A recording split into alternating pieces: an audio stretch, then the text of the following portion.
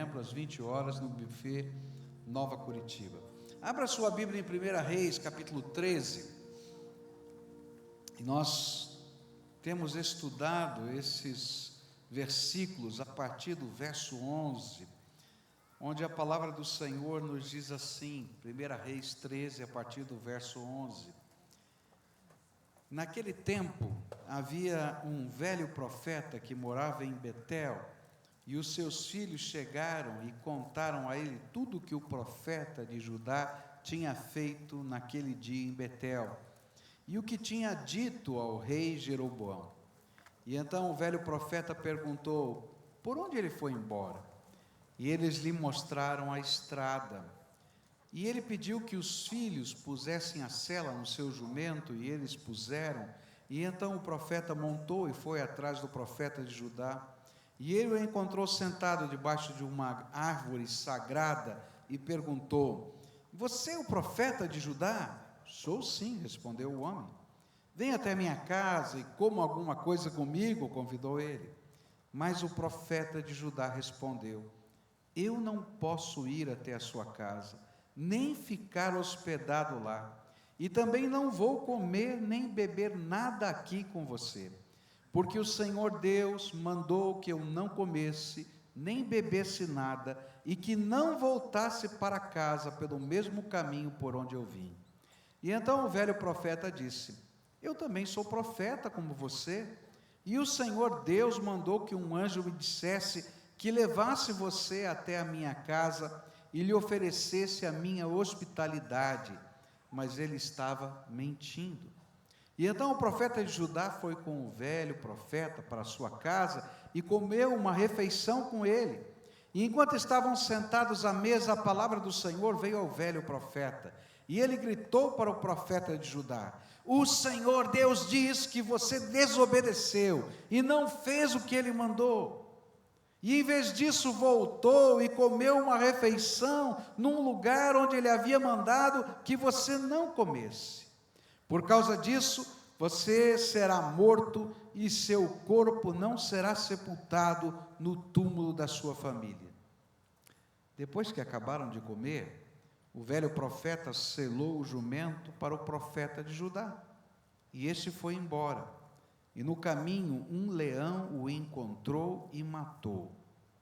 O corpo do profeta ficou jogado na estrada, e o leão e o jumento ficaram parados ali, perto dele. E alguns homens passaram por aquele lugar e viram o corpo jogado no caminho, e o leão ali do lado. E então foram a Betel e contaram o que tinham visto, e quando o velho profeta soube do que havia acontecido, disse, aquele é o profeta que desobedeceu às ordens de Deus, o Senhor. E foi por isso que o Senhor mandou que um leão o atacasse e matasse, conforme tinha dito que ia fazer. E então disse para os filhos, ponham a sela no meu jumento, e eles fizeram o que o pai pediu. E então o velho foi e achou o corpo do profeta caído no caminho, e o jumento e o leão parados perto dele. O leão não havia comido o corpo, nem despedaçado o jumento. Aí o velho profeta pegou o corpo, pôs em cima do jumento e o levou de volta para Betel, a fim de chorar sobre ele e sepultá-lo. E ele o sepultou no seu próprio túmulo. E então ele e os seus filhos choraram sobre o corpo do profeta e diziam, ó meu irmão, meu irmão.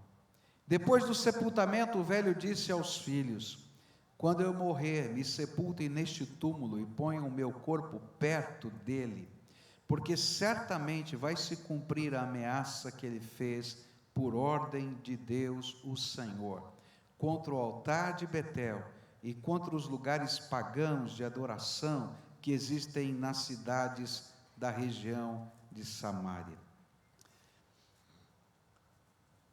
Nós temos estudado parte desse texto na semana passada, no domingo pela manhã, hoje pela manhã e agora à noite. E no começo dessa história, esse jovem profeta, o homem de Deus que veio de Judá, ele chega na cidade, profetiza contra o culto que Jeroboão estava instituindo, um culto que tinha um propósito político. Havia uma separação entre o reino do norte e o reino do sul de Israel, e um dos problemas da interligação ou da separação, era a interligação religiosa, porque o único templo em toda aquela região estava no reino do sul, lá em Jerusalém.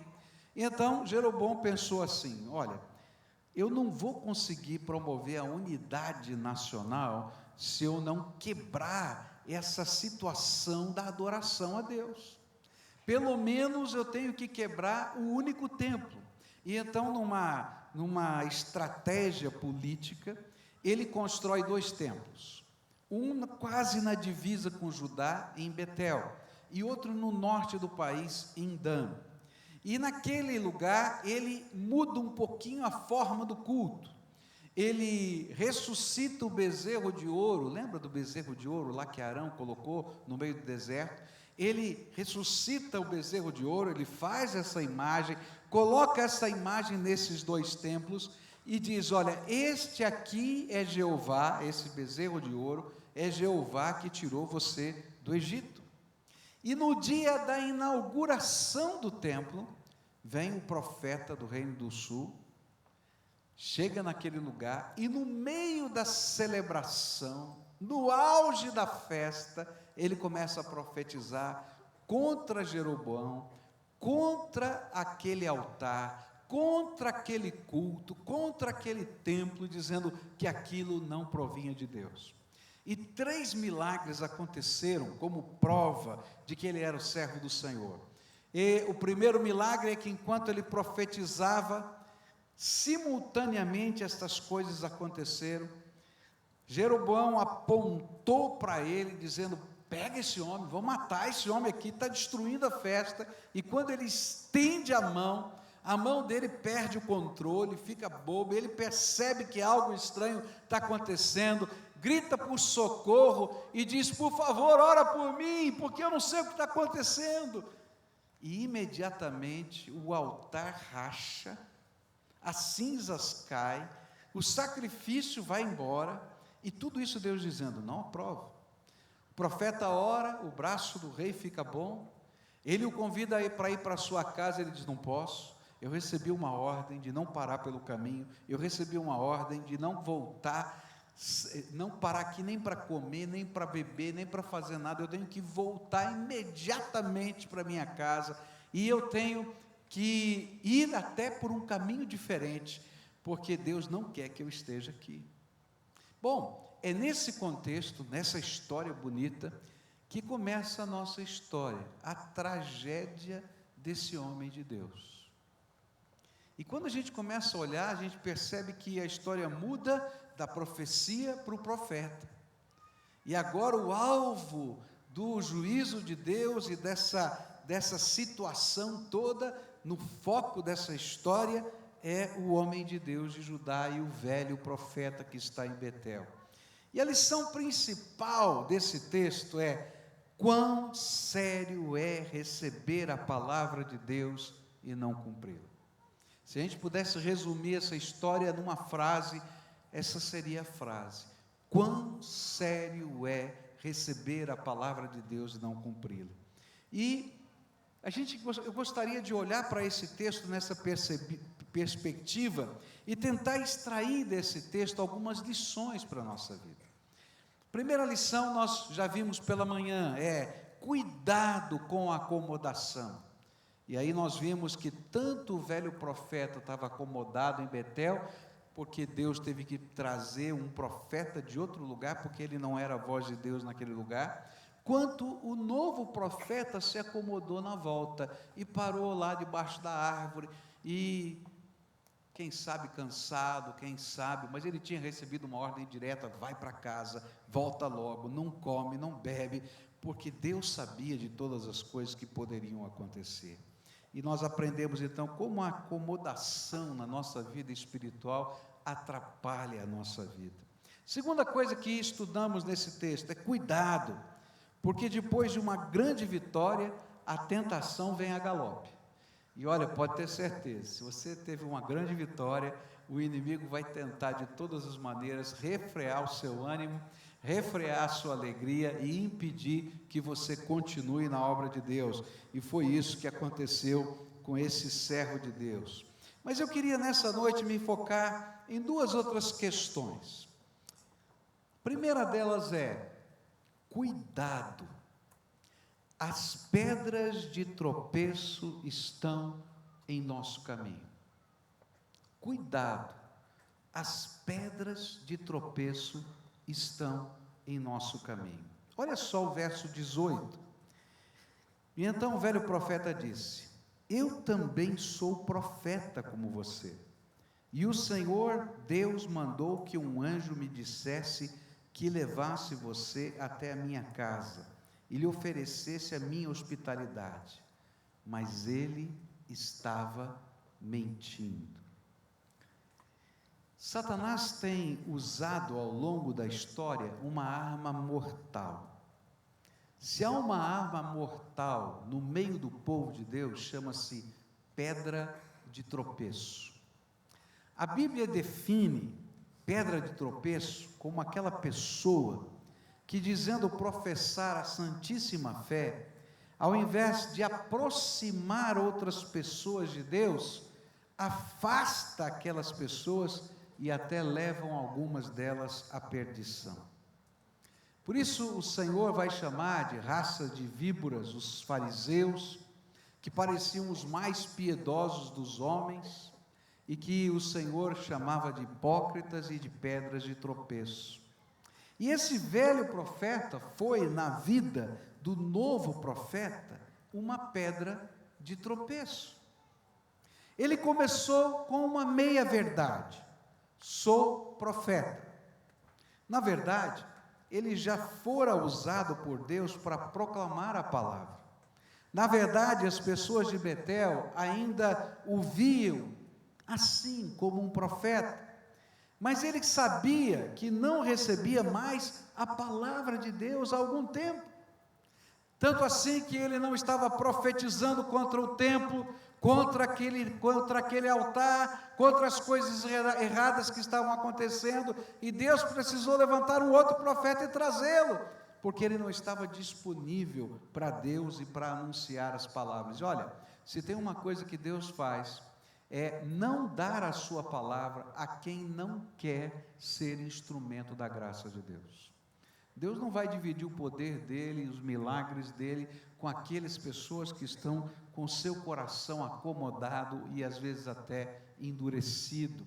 Ele vai, de alguma maneira, não é, dizer: olha, presta atenção, acorda, desperta, como ele vai fazer aqui com esse velho profeta, mas ele vai estar dizendo assim: olha, tem alguma coisa errada na sua vida. E o pior é que esse velho profeta gostava de ser chamado de profeta. Ele gostava da posição de ser profeta. E eu quero crer que ele usava até roupas de profeta, porque as pessoas podiam identificar algum profeta também pela roupagem, como ele se vestia. E ele agora então havia se acostumado, quem sabe, a mentir. Como? Afirmando coisas que Deus não havia falado, como se ele houvesse falado. E então, ele fez o que sempre fazia: usou a roupa, a autoridade e o respeito para encobrir a mentira que ele proclamava. Um anjo do Senhor me mandou dizer que você tem que comer na minha casa. E ele assim estava querendo manipular a situação para aquilo que ele queria que acontecesse. Ele só tinha forma, mas não tinha a essência mais de um homem de Deus. Porque, queridos, a gente não pode falar que Deus falou quando Deus não falou. E a gente não pode dizer alguma coisa em nome de Deus se a gente não tiver autorizado por Deus.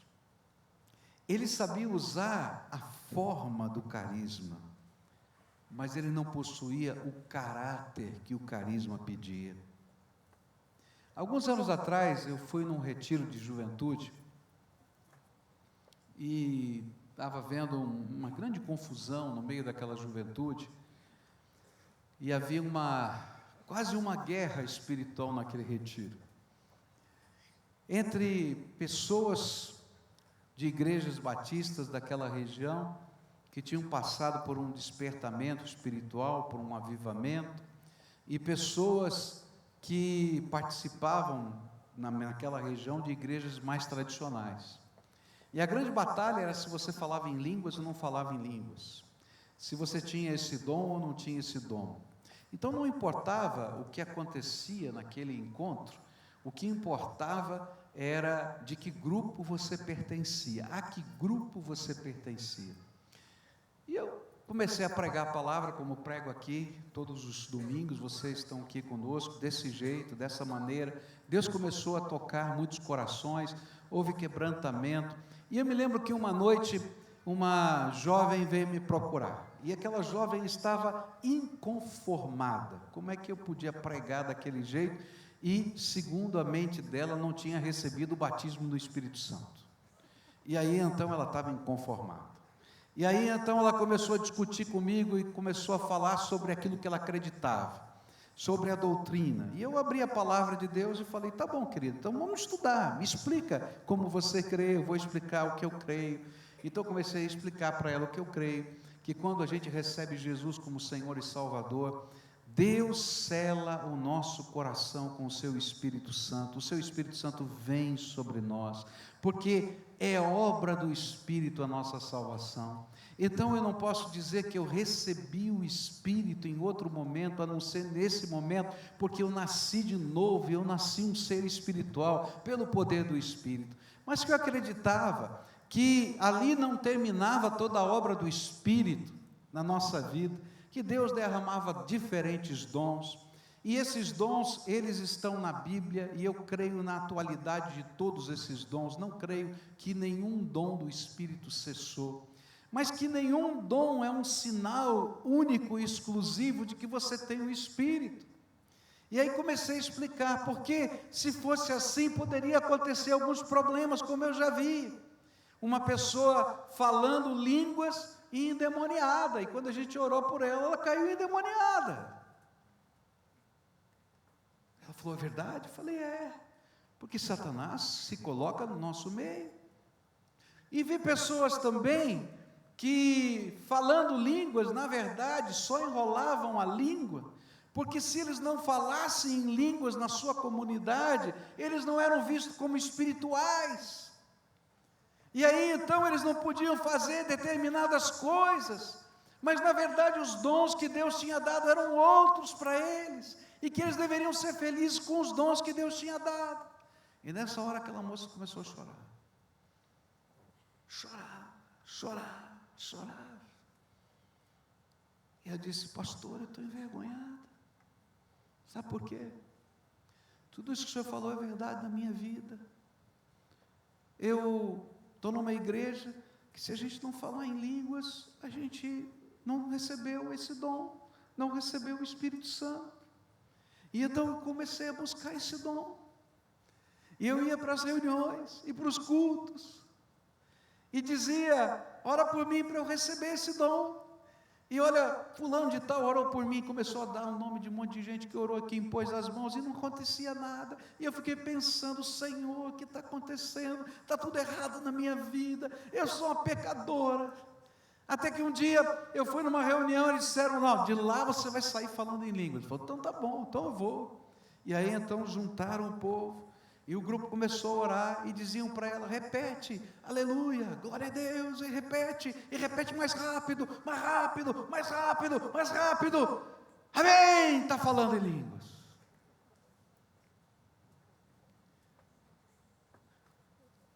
E ela falou assim: pastor,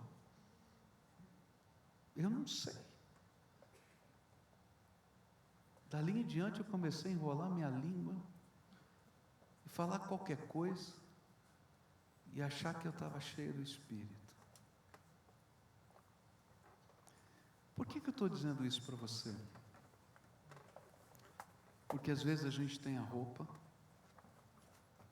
tem a forma, mas não tem o caráter da unção que Deus quer nos dar. Isso vale para aquela moça que não conseguia entender que Deus pode derramar o seu Espírito através de tantos dons diferentes, que talvez por causa da pressão do seu meio tivesse que expressar isso de alguma maneira.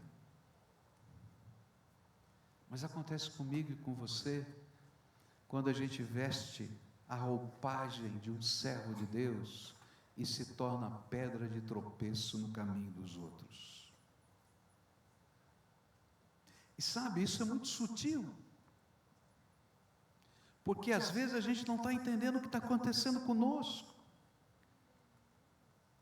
As pedras de tropeço são aquelas pessoas que no meio da gente vivem, ou melhor, não vivem o que creem, não praticam o que falam, não experimentam o que anunciam. E sabe, toda pedra de tropeço, ela vai se transformar em algum momento em instrumento de Satanás na jornada de alguém. E sabe como é que Satanás usa a pedra de tropeço? Ele usa como uma ferramenta de engano no meio do caminho da gente. A palavra de Deus diz algo tremendo sobre isso, em 2 Tessalonicenses 2, onde diz assim: o rebelde aparecerá com a força de Satanás e fará falsos milagres, sinais e prodígios.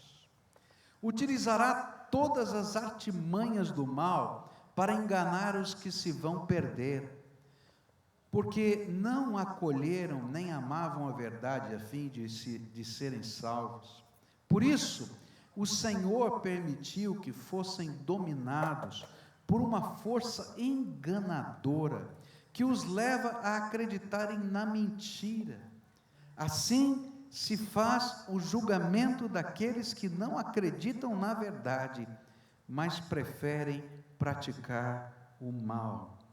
Há uma força satânica de operação de engano, de mentira. E essa força satânica está misturada no meio do povo de Deus. É o joio que Jesus falou que está no meio do trigo. E sabe o que é pior? É que eu não consigo reconhecer facilmente o que é joio e o que é trigo. Porque se fosse fácil, o Senhor teria dito: arranca fora o joio. Mas a palavra de Deus disse, Jesus disse aos seus discípulos: deixa crescer junto. Porque só os anjos do Senhor naquele dia conhecem exatamente quem são um e outro, para que você não corte um trigo junto com o joio. Mas as pedras de tropeço estão no nosso caminho, e elas operam engano, mentira, heresias, coisas que nos afastam do caminho do Senhor, discórdia no meio do povo de Deus. Queridos, quantas igrejas quebradas e divididas por causa de discórdia. Você conhece gente assim? Gente magoada, dolorida. Queridos, pedras de tropeço que se levantam, estão no meio do nosso caminho. A palavra de Deus vai dar uma recomendação no livro de Gálatas, capítulo 1, versículos 6 a 8, onde está escrito assim: estou muito admirado com vocês, pois estão abandonando tão depressa aquele que os chamou por meio da graça de Cristo e estão aceitando outro evangelho. Na verdade, não existe outro evangelho, porém eu falo assim, porque há algumas pessoas que estão perturbando vocês, querendo mudar o evangelho de Cristo. Mas se alguém, mesmo que sejamos nós ou um anjo do céu, anunciar a vocês um evangelho diferente daquele que temos anunciado, que seja amaldiçoado. Cuidado, querido. com os crentes pedra de tropeço, porque eles estão no meio da gente. Agora eu vou falar baixinho, só para você ouvir. Cuidado para você não ser uma pedra de tropeço. Está entendendo?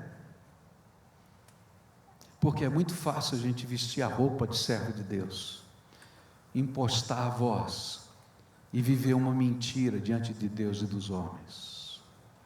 Cuidado, porque as suas palavras e ações impedem pessoas de se achegarem a Deus. Você sabe que pode existir alguém na sua família que não queira ouvir o Evangelho por causa de algo que você já fez? Você já parou para pensar nisso? Por uma atitude, por uma mesquinharia, por uma palavra dura, por uma falta de perdão, e diz assim: isso aí é ser crente? Isso aqui é orar? Isso aqui é buscar a Deus? Sabe, queridos, são essas as pessoas que Deus quer que, se a gente de alguma maneira as fez tropeçar, se a gente verdadeiramente é servo do Senhor, Ele quer que a gente volte, reconcilie e acerte. Porque senão, para aquelas pessoas, você vai continuar sendo uma pedra de tropeço. É sério demais isso. Cuidado com os que produzem heresias e ficam brigando às vezes por uma vírgula, mas afastam as pessoas de Deus ao invés de aproximarem do Senhor. Ah, queridos, eu tenho visto algumas coisas tão tristes, às vezes por causa de uma vírgula, às vezes por causa de detalhes, às vezes por um legalismo extremo. Eu vi uma família da nossa igreja se enroscar, se arrebentar, brigar, ter tanta confusão, se podia acender o fogo no sábado ou não podia, porque a família queria fazer um churrasco, entendeu? E um lado da família vinha do legalismo e dizia: não pode acender o fogo no sábado. Eu falei: meu Deus, tanta confusão, e não produz nada. Quem está se convertendo, gente? Quem está sendo salvo? Tanta coisa enrolada. Cuidado, porque as pedras de tropeço estão no nosso caminho. E sabe, cuidado com aquele tipo de crente que precisa receber uma profecia para saber o que vai fazer amanhã. Você conhece esse tipo de crente? Então ele sai aqui do culto no domingo, segunda-feira ele vai na casa do profeta João, na terça ele vai no profeta Antônio, na quarta ele vai no profeta Joaquim, está entendendo? E ele vai buscar a profecia, porque ele precisa saber o que ele tem que fazer, querido. E você vai ouvir tanta profetada. Sabe o que é profetada? Aquela profecia que não vem de Deus, que só dá confusão, que só dá história enrolada. Dobra o teu joelho e procura Jesus, que Ele fala com você. E se for preciso mandar um profeta, Ele vai mandar na tua casa. E assim mesmo, quando chegar um profeta na tua casa, como aconteceu com esse, a palavra de Deus diz que você tem que provar as profecias e ver se elas estão de acordo com a vontade de Deus, com aquilo que está escrito nas Escrituras, ou aquilo que Deus já falou com você. Então, cuidado, porque a gente fica correndo atrás de algo e se esquece do alguém maior, que é o Todo-Poderoso. Eu creio na existência de todos os dons do Espírito, mas eu prefiro dobrar o meu joelho e falar com o Deus vivo, Todo-Poderoso, e vou encontrar dele resposta para a minha vida. E sabe, se eu encontrar uma pedra de tropeço no meio do caminho, uma coisa eu quero, e isso eu peço a Deus, que Ele me dê discernimento espiritual, porque eu não quero ficar confuso. E esse é um dom maravilhoso do Espírito, quando Ele nos dá discernimento espiritual. Cuidado, não se permita ser iludido por pessoas que querem decidir o caminho para você. Você decide o seu caminho na presença de Deus. E o nosso papel, queridos, é resistir à pedra de tropeço. porque eles estão ali para fazerem alguém tropeçar. Agora, se você tropeçou, querido, é você que decide ficar no chão ou se levantar. E se você é um filho de Deus, e essa é a grande diferença, você nunca vai ficar no chão, você vai se levantar de novo, porque você está olhando para cima, para o autor e consumador da nossa fé, Jesus Cristo. A grande questão que esse texto nos ensina é: a quem você vai ouvir? A Deus, que pelo seu Espírito Santo quer falar diretamente ao seu coração, ou a homens, instituições, profetas, santos, anjos ou demônios? Olhe só para Jesus, pois só Ele tem o poder de ser o autor e aperfeiçoador da nossa fé. Eu gosto desse texto de Hebreus 12:2. Conservemos os nossos olhos fixos em Jesus, pois é por meio dele que a nossa fé começa, e é ele quem a aperfeiçoa. E ele não deixou que a cruz fizesse com que ele desistisse, pelo contrário, por causa da alegria que lhe foi prometida, ele não se importou com a humilhação de morrer na cruz, e agora está sentado do lado direito do trono de Deus. Jesus é o autor e aperfeiçoador da minha fé. Eu vou olhar para Ele. Se você está olhando para uma pedra de tropeço e está magoado com todo mundo, para de olhar para essa coisa ruim que é uma pedra de tropeço e olha para Jesus, querido. Eu me lembro de uma vez que o Dr. Shed estava num ônibus viajando e sentou-se do lado dele um jovem e disse: conheço o senhor, senhor Dr. Shed, não é? Ah, sou sim, senhor. Pois não. E você, é crente? Ele disse: já fui. Como assim, já foi crente? Sabe, pastor, o negócio, eu estava na igreja, muito confuso, e tinha um irmão lá brigou, o outro comigo, não sei o quê, eu fiquei muito magoado com eles, e eu deixei de ser crente. E aí, então, o Dr. Shed olhou para aquele jovem e disse assim: que pena, que por causa de uma pequena confusão com alguém, você abandonou aquele que morreu e ressuscitou para a sua salvação. Querido, se você está no chão, por causa de uma pedra de tropeço, não fique no chão, levante-se, olhe para o autor e consumador da sua fé, Jesus Cristo, porque enquanto a gente vai olhando para as pessoas, a gente vai se frustrar, porque pessoas vão errar, e vou falar baixinho, você também vai errar com alguém. Segunda e última coisa que eu queria deixar com você nessa noite, aparece nos versículos 19 a 24,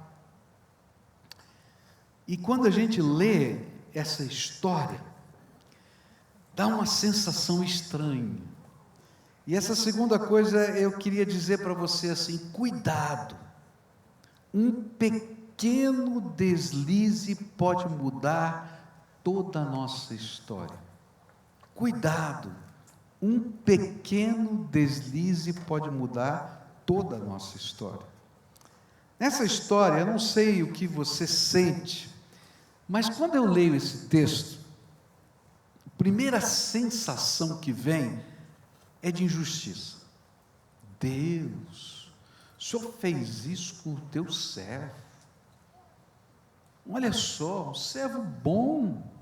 Um menino saiu lá de Judá, foi lá para Betel, anunciou a tua palavra com coragem. Você pensa que é fácil falar para o rei: você está em pecado, acabar com a festa, com a cerimônia? Você pode imaginar?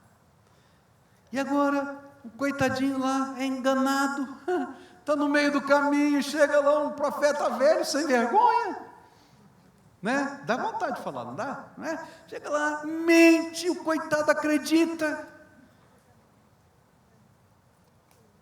Tudo isso acontece, ele vai morrer por causa disso.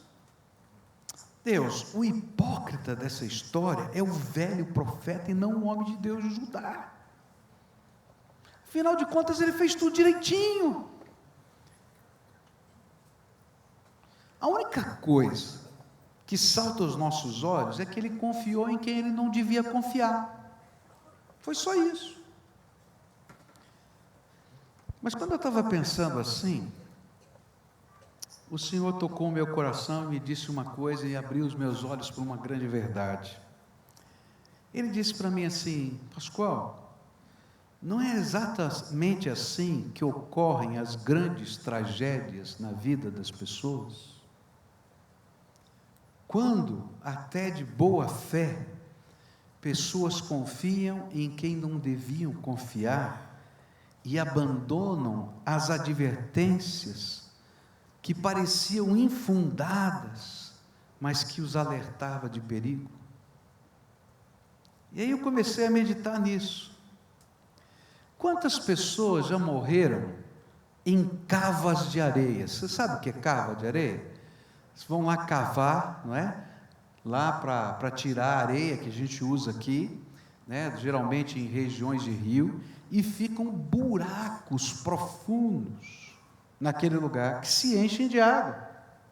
E todo mundo diz para a molecada: olha, não nada na cava de areia, porque é muito perigoso, tem buracos imensos, tem uma hora que dá pé, tem uma hora que você vai afundar, e mais, nessas cavas se junta um enrosco, você enrosca o teu pé numa coisa que foi lançada lá, e você não consegue subir.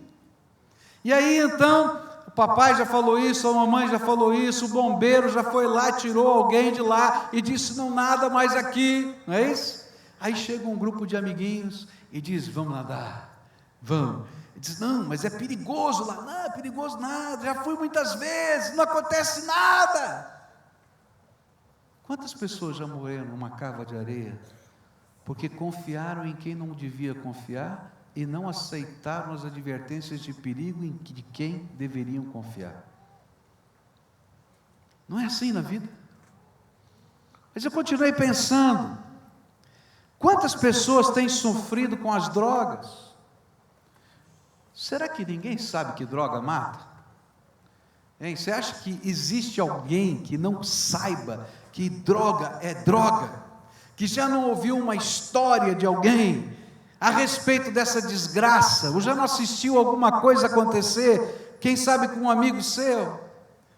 Mas não é assim que acontece. Chega um grupo de pessoas e diz: olha, não é bem assim, você não fica viciado automaticamente, você pode experimentar, você pode tentar, você pode ver que dá, você pode viver um barato. Não é exatamente assim que as desgraças acontecem? Aí eu continuei pensando, quantas pessoas já perderam negócios bons porque confiaram em quem não devia confiar? Você já ouviu história assim? Ah, eu confiei no meu sócio, de repente, olha, fui roubado. Ah, eu confiei no fulano de tal que me apresentou um investimento sensacional e de repente era o golpe do vigário. Você já ouviu histórias assim? Eu já ouvi várias. E a grande lição que esse texto nos ensina é que um pequeno deslize pode mudar toda a nossa história. Sabe por quê? Porque a capacidade de analisar se o deslize é grande ou pequeno envolve coisas que nós nem sempre somos capazes de ponderar. E é justamente porque Deus sabia do perigo que esse jovem corria e que a ordem havia sido tão veemente: entregue a palavra e saia correndo dali, não pare, não coma, não beba, vá para sua casa, só pare quando chegar lá. E o que parecia um simples detalhe, na verdade, foi desobediência a uma ordem direta de Deus e que teve consequências catastróficas. Mas nos esquecemos que sempre que desobedecemos a palavra de Deus, há consequências catastróficas. Sabe, quando a Bíblia fala que isso aqui é pecado, a gente pode olhar e achar que isso é um pecadinho, e não um pecadão. Mas o que a Bíblia diz é que pecado sempre traz uma desgraça atrelada. E é por isso que toda a Bíblia tenta nos ensinar a respeito da importância da palavra de Deus. E é por isso que todo o trabalho do diabo é tentar minimizar as consequências da nossa rebeldia. Todo pecado é obra de rebeldia. E o diabo sempre vai dizer: olha, não é bem assim, não é tão sério assim, não é tão complicado assim, não é tão problemático assim, não é tão mal assim. Olha, existem atenuantes. Mas, queridos, as desgraças vêm com atenuantes ou não. Quando eu olho, por exemplo, a história de Adão e Eva no jardim, queridos, é isso que eu vejo. Está lá uma frutinha que a gente olha e dá vontade de comer. Eu não sei que fruta que é, só sei que não era maçã, tá? Mas era uma fruta lá. E eu acho, eu não sei, eu acho que Adão passava lá e Eva olhava assim. Eu não sei se você já teve esse negócio assim, que quando você passa assim e vê uma coisa gostosa, enche água na boca. Você já viu? Já teve essa sensação? Eu sou horrível, sou diabético, não posso comer doce, mas quando eu vejo um doce assim, brigadeiro, então, meu pai, pão de mel, não é? Que coisa maravilhosa aquilo, enche de água a minha boca. E aí a serpente diz assim: por que você não come? Não posso comer, porque Deus falou que no dia que eu comer dessa árvore, eu vou morrer. Ele disse: quer dizer que você não pode comer fruta nenhuma? Coisa horrível, você adorar a Deus, hein? Não pode comer fruta. Ele falou: não, peraí, não é que eu não posso comer fruta, eu só não posso comer essa fruta. Mas por quê? Eu vou morrer. Não é bem assim, não é desse jeito, não é tão sério desse jeito. É porque Deus sabe que no dia que você comer dessa frutinha, os seus olhos vão se abrir, você vai conhecer o bem e o mal, e você vai ser como Deus. E aí vem a mentira, parte verdade, parte mentira. A verdade, ela ia conhecer o bem e o mal, aquela pureza natural seria colocada de fora, mas ela não seria igual a Deus nunca, porque o Deus infinito não cabe na forma finita. O Deus Todo-Poderoso não cabe nesse serzinho que sou eu e você. Por isso, a glória de Deus teve que se esvaziar para nascer Jesus nessa terra, para caber o infinito no finito. Uma coisa tão boba, comer uma frutinha, que problema tem? Só que ela era venenosa, matava. Era rebelião contra Deus.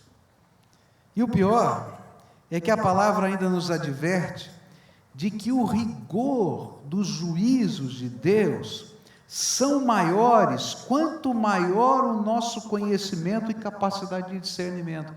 Querido, se você conhece Jesus e o poder de Deus está atuando na tua vida, Deus vai olhar com mais rigor estas coisas do que os outros, porque você pode ter conhecimento, discernimento, a palavra fala direto ao seu coração, você sabe, você ouviu, você sentiu. E olha só o que a Bíblia diz no livro de Tiago, capítulo 3, verso 1, ele diz assim: meus irmãos, somente poucos de vocês deveriam se tornar mestres da igreja, pois vocês sabem que nós, os que ensinamos, seremos julgados com mais rigor do que os outros. Mateus 11, 21 em diante, ele vai falar das cidades que tiveram mais oportunidade de ouvir a palavra, vai falar de Cafarnaum, que viu milagres, e vai dizer: naquele dia do juízo, Deus vai ter menos rigor com Sodoma e Gomorra do que com você, Cafarnaum, porque você teve a oportunidade de conhecer o Filho de Deus. Sabe o que mais? A Bíblia afirma que os juízos de Deus sempre começam pela sua casa e depois se estendem aos outros. Deus vai revelar primeiro os nossos pecados. Eu brinco com os jovens da igreja, toma cuidado, hein? Se você anda transando por aí, tá? Os outros talvez não engravidem, mas você vai furar a camisinha e vai se enroscar. A pílula não vai funcionar. Sabe por quê? Porque Deus revela o pecado. E se você está vivendo em pecado, pode ter certeza que o seu pecado, por mais que você esconda, vai aparecer no jornal, na primeira página, porque é uma palavra de Deus, que os juízos do Senhor começam primeiro na sua casa.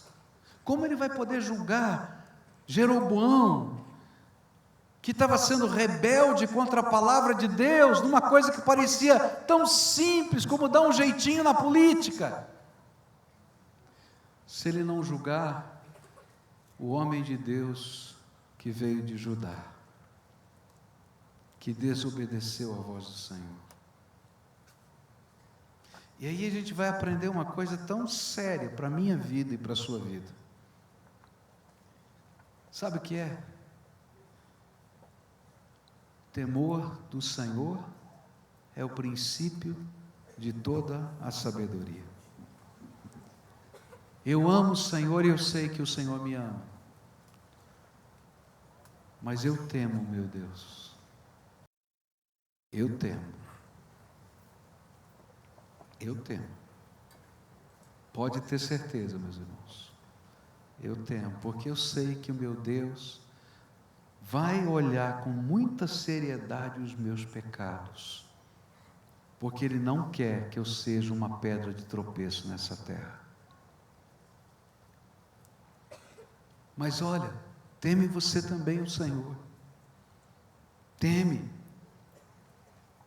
Porque muitos pecam e se afastam da vontade de Deus, simplesmente por um sentimento de que a bondade de Deus é tão grande que nunca os seus pecados vão afetar a sua vida.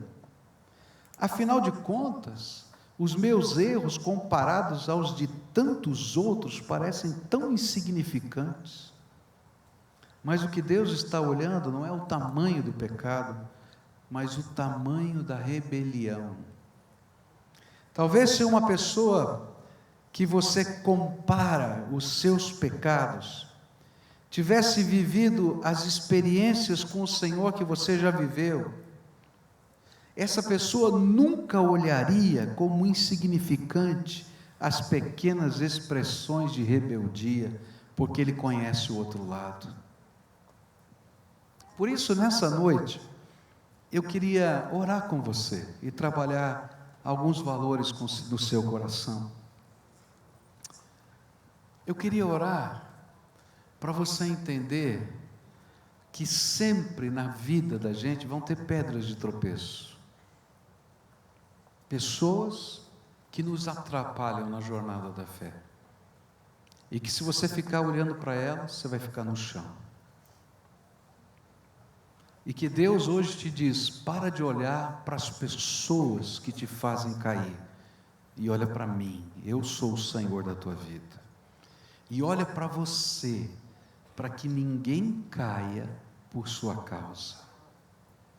Outra coisa que eu queria orar com você hoje há coisas que estão acontecendo na tua vida que você acha que são insignificantes, tão pequenos, mas Deus já falou com você que Ele não quer isso na tua vida. Ele não quer a sua arrogância, Ele não quer o seu orgulho, Ele não quer alguma coisa, eu não sei o que é, você e Deus sabem. E às vezes a gente vai minimizando o efeito dessas coisas na nossa vida. E hoje o Senhor te trouxe aqui num dia chuvoso, difícil de chegar, só para você ouvir isso. Estas coisas não são insignificantes. Deus quer mexer nelas. Porque você não pode compreender, nem eu, como elas podem afetar a sua vida. Como aquele jovem não podia entender como uma parada no meio da jornada podia afetar a sua vida. Eu estava ouvindo a história de uma senhora que falou do seu pai. E ela me disse que o seu pai foi no banco e encontrou no chão um saco. E ele pegou lá aquele saco, um saco desses de mercado. Pegou aquele saco. E quando ele olhou dentro do saco, tinha dinheiro. E não era pouco dinheiro. E ele pegou aquele saco e ficou pensando: o que eu vou fazer com isso agora? O que eu vou fazer? E aí ele escuta ali na entrada do banco uma senhora desesperada, toda angustiada, e falando com o guarda, e falando com um, e falando com o outro. E ele se aproxima daquela senhora e diz: o que está acontecendo? E ela disse: eu saquei uma pequena fortuna, coloquei num saco e esqueci aqui. E aquele homem falou: é esse saco aqui? Ele disse: é esse. Então toma, é teu. E ela vai embora. E essa pessoa é uma pessoa muito simples. E quando ele sai, ele está chegando perto do ponto do ônibus, ele assiste um acidente. O ônibus vem, se desgoverna, sobe na calçada e mata as pessoas que estavam no ponto do ônibus. E é interessante como aquele homem traduziu tudo aquilo. Ele disse: se eu não tivesse parado para entregar o saco de dinheiro, eu estaria no ponto do ônibus junto com eles. O dinheiro daquela mulher salvou a minha vida. A gente não sabe quando a coisa é grande ou pequena. A gente sabe o que Deus fala ao nosso coração. Então hoje eu queria orar com pessoas. Oração de confissão, oração de entrega, oração de dedicação de vida. Se você está se sentindo no chão por causa de uma pedra de tropeço, para de olhar para os lados e olha para cima, o Senhor está te chamando. Se você é pedra de tropeço, ou foi na vida de alguém, e você precisa ter coragem de ir lá para pedir perdão, eu quero orar por você, porque hoje é dia que o Senhor precisa levantar você. Se você está minimizando coisas pequenas que o Espírito está falando no alto-falante da tua caixa da alma, então, por favor, deixa Deus fazer as mudanças que você precisa. Se há alguém aqui que o Espírito Santo está falando, eu queria convidar você para vir aqui à frente para a gente orar. Eu sempre digo isso. Quando eu chamo para vir à frente, não é porque o pastor tem poder, porque esse lugar é santo e maravilhoso e não tem nenhum defeito. Não. Eu faço porque se você está ouvindo uma voz do Senhor de arrependimento e você continua rebelde, então não faça você imaginar que quando sair vai ser diferente. Se Deus está falando com você, levanta agora e vem e diz: estou aqui, Senhor, o Senhor falou comigo, eu quero fazer esses acertos na minha vida. Então, onde você estiver, homem, mulher, senhor, senhora, criança, jovem, Deus falou com você hoje, tocou o seu coração, você tem alguma coisa que precisa acertar com o Senhor, então vem para cá, nós vamos orar juntos.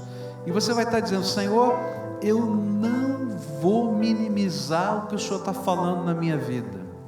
Eu não vou diminuir o tamanho da importância que o Senhor dá para aquilo que o Senhor quer fazer na minha vida. Então vem para cá em nome de Jesus. E a gente vai orar ao Senhor, tá? Pode chegar junto aqui. Venha para cá, em nome de Jesus.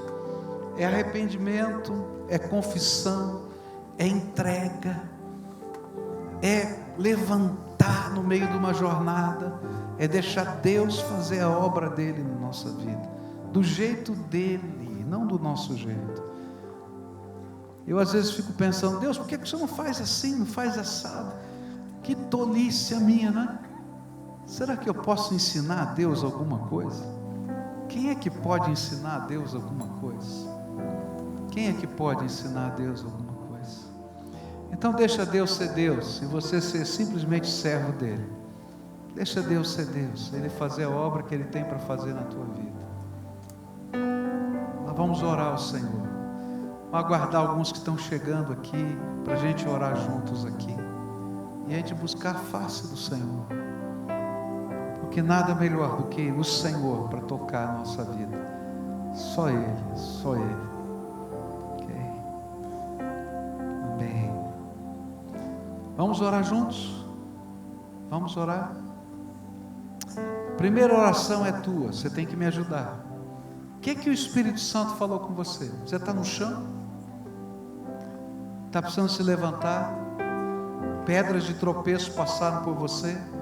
Então agora você diz assim: Senhor Jesus, eu só vou olhar para o Senhor. Eu só vou olhar para o Senhor. Você machucou alguém e se tornou uma pedra de tropeço na vida de alguém? Esses nomes, essas pessoas vão vir para a sua mente. Você vai pedir perdão, mas você vai assumir com Deus a responsabilidade de ir lá tratar esse coração em nome de Jesus. Você está minimizando algo que Deus está dizendo que é importante? Então diz o que é para Deus. Senhor, eu estou racionalizando, eu estou minimizando isso, mas eu não quero mais fazer isso. O Senhor vai fazer do teu jeito na minha vida. Me ajuda, Senhor, me ajuda, me dá o teu poder, a tua sabedoria. Senhor Jesus, eu quero orar por essas pessoas que estão aqui, e quero pedir a intervenção do Espírito Santo sobre essas vidas. Quero pedir, Senhor, que a graça do Senhor, a misericórdia do Senhor, o poder do Senhor, a força do Senhor, o ânimo do Senhor, a reestruturação de vida, vem pelo poder do teu Espírito. Jesus, segura na mão dessas pessoas, segura na mão delas. Se estão caídas, levanta agora, Pai, que venha o poder do Senhor a sustentá-las. Oh Pai, eu não estou pedindo um anjo do Senhor, não. Eu sei que eles estão aqui, mas eu quero pedir: abre as janelas dos céus e derrama o teu Espírito Santo, Senhor, profusamente. Senhor, uma inundação do teu Espírito, uma inundação do teu Espírito, para que eles experimentem, Senhor, a grandeza do Deus Todo-Poderoso, o poder da ressurreição de Cristo Jesus que opera em nós. Ó Senhor, faz essa obra, eu te peço em nome de Jesus, amém e amém. Fica de pé agora, tá? E não saia